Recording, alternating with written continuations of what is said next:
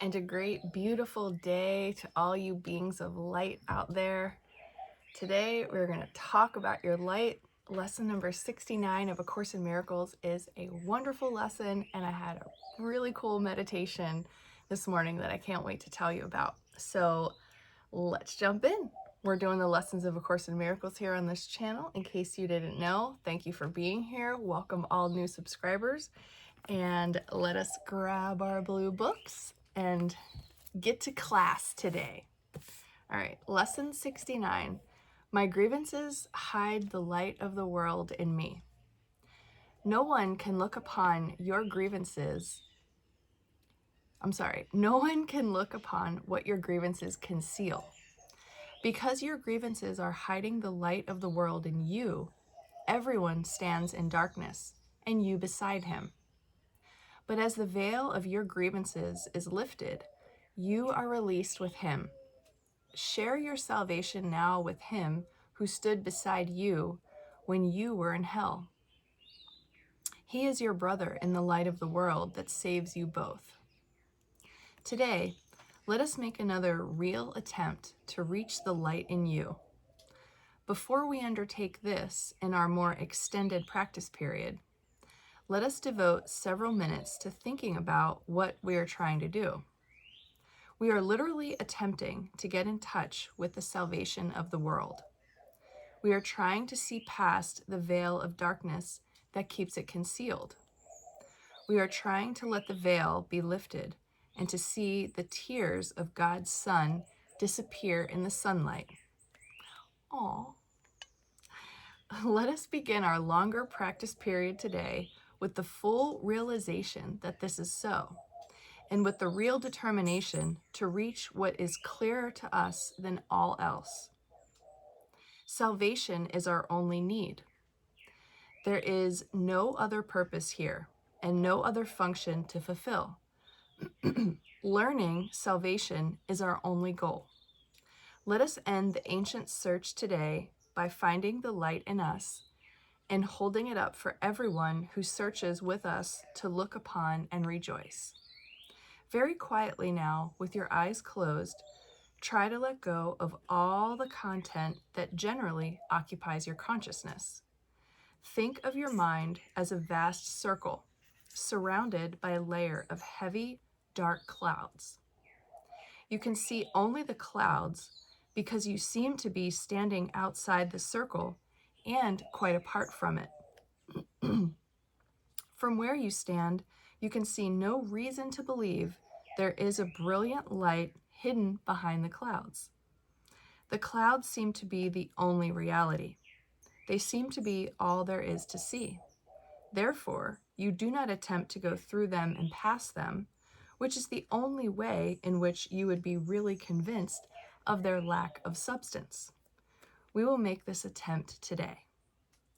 After you have thought about the importance of what you are trying to do for yourself and the world, try to settle down in perfect stillness, remembering only how much you want to reach the light in you today, now.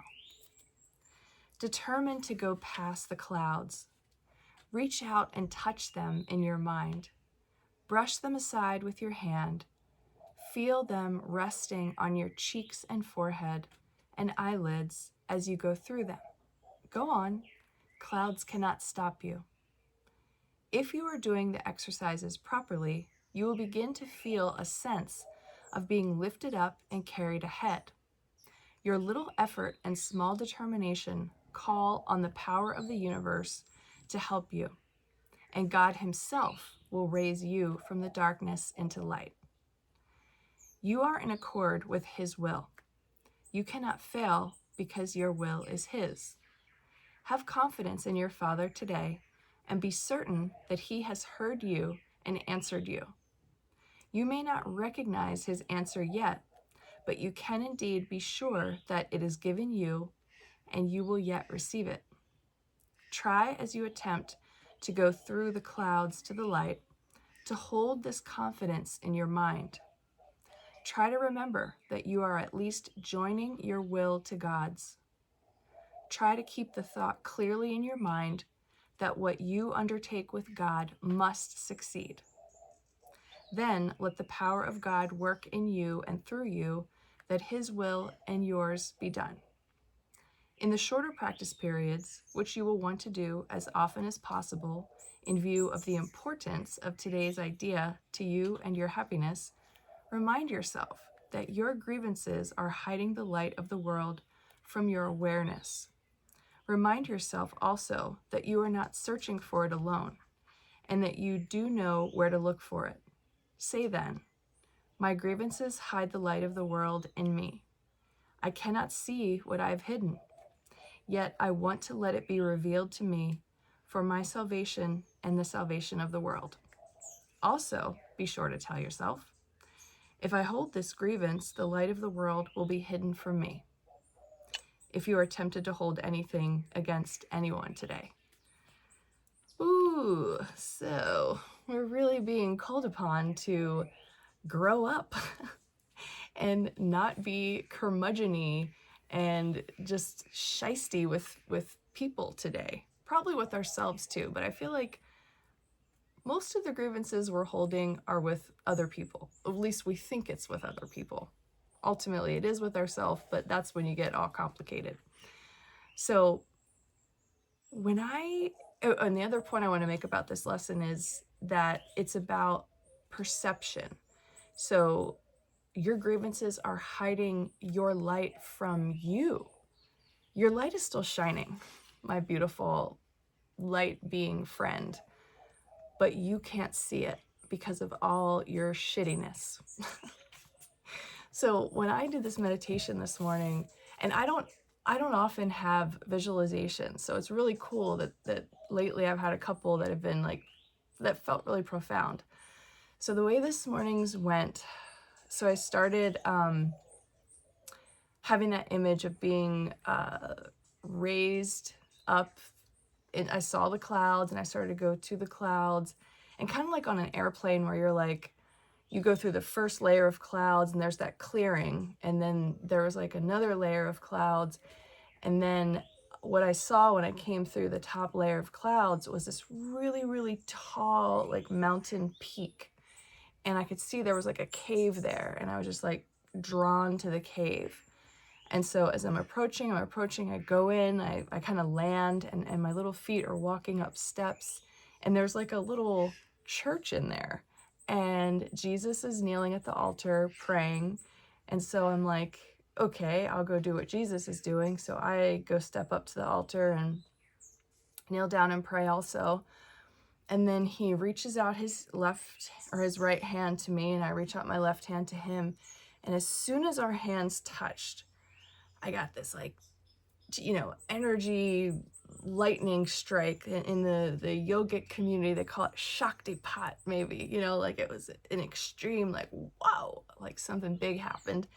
And I felt the light around both of us. And then he stands up and he just hugs me, and he's just hugging me so tight and holding me. And there's just all this light just like everywhere. It's just all I could see is light. And then he picks me up, like holds me like a little baby, and we shoot through the roof of this place, and we're just going up and up and up in the sky. And then we leave the basically the field of Earth, and I could see the starry space. And then there's a spaceship. I'm like, of course we're gonna go to a ship. So we go up into the little like entry of the spaceship, and then he walks me out to an area. There's like a big window, and we can look down and see Earth, and there are all these columns of light everywhere. And I think it was all telepathic communication, but that's when he told me that everyone's light is still shining, but they can't see it because of their grievances, among other things. Or they don't perceive it because of their grievances, among other things. So that was my takeaway from that experience. And that was pretty much it. And it kind of ended there. So that was really cool. It was really, really like a great way to start the day. and a great example to me to understand that, again, that there's these two different parts of us. It's, living in the ego mind, where you obviously don't see your light. You're not living from your light. You're not treating other people from your light. You're kind of in this like programmed, conditioned mindset of how to be normal. And then there's this other part of you that is just pure love and charity and kindness and generosity and patience and just giving of truth to whatever you're doing. You know, there's these two sides of you always. So it was really good to see that, and how bright it was. It was really amazing to look down and see it everywhere. It's like there were no dark countries or no dark places. Like there were light columns everywhere. So that's us. And you know, and if all that was real in my dream, then I got to see your column of light this morning, and it was shining really bright. So keep shining. But remember that you don't perceive your light because of your grievances, your shittiness, your things that you just refuse to, you know, like come away from it and say, gosh, you know, I'm being too hard on myself, or I'm being too hard on so-and-so. So you have to look at that. Our grievances are, I think we really get attached to our grievances. So definitely take that in today and look at that for yourself. I'm on day 8 of my water fast.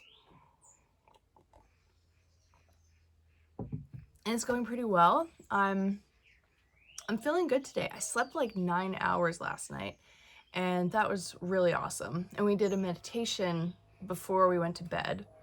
We do a group meditation most nights of the week, Monday through Friday. We had movie night on Wednesday, so that's like our schedule. Monday, Tuesday, and Thursday, Friday are meditation nights, and then Wednesday nights movie night. So things are going well here. I don't have anything super different or interesting to tell you, other than, you know, we keep hearing, we get lectures from the director every single day, and he's so knowledgeable. He has fasted over 10,000 clients in the past 30 years. And this center here at Tanglewood, he says the anniversary is coming up in the next day or two. It will be 28 years that they've been here. And, you know, he's just a wealth of knowledge. So one thing I'll just give you like a little water tidbit is basically when we're eating the standard American diet, and not really eating foods that are hydrating, what happens is things get lodged in your digestive system.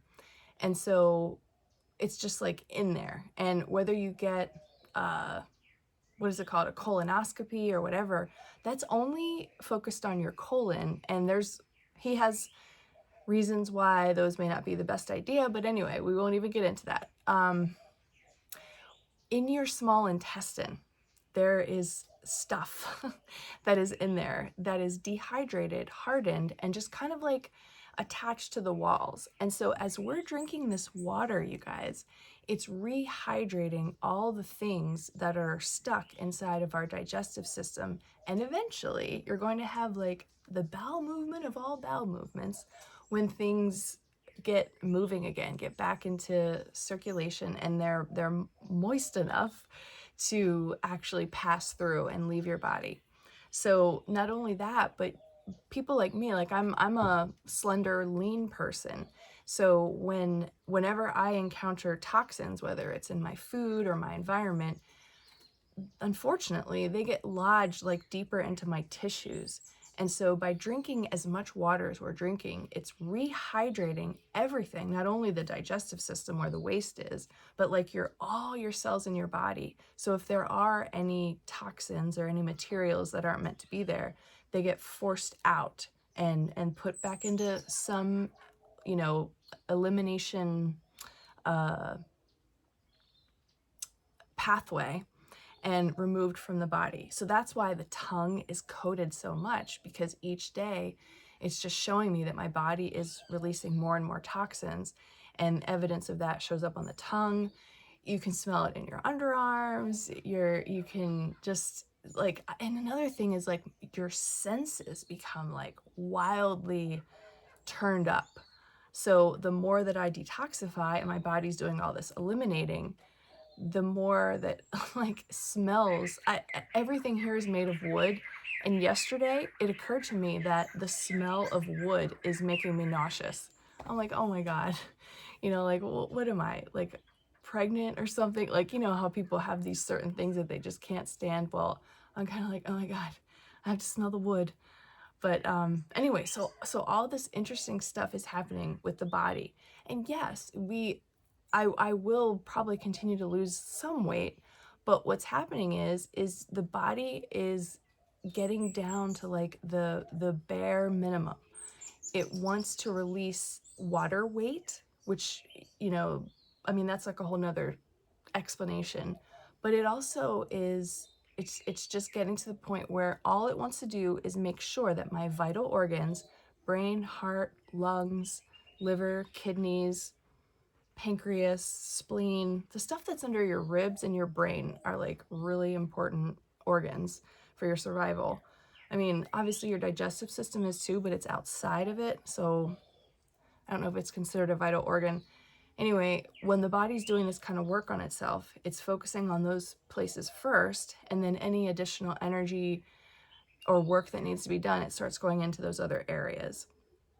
So with drinking all this water, it's giving the body a chance to rehydrate areas that have become stagnant or diseases are beginning there. I don't know. I have no idea. So I'm just trusting the process, and I'm trusting this wellness center and the people that are here. And so far, this experience has been absolutely impressive. I'll say impressive. That's how I feel about it. So I'll keep you posted, day 8, Infinity Day. And all is well so far. So I hope you have a great day. Your grievances are hiding the light in you, the light of the world in you. Please be aware of that today. Catch yourself when you're feeling the need to complain or be bitchy or mean to someone. Your grievances are hiding the light of the world in you. Maybe if you were able to see yourself as more Christ-like, you would find another way to communicate with that person or with this situation. Give that a try today. Enjoy your meditation, and I'll see you back here again tomorrow.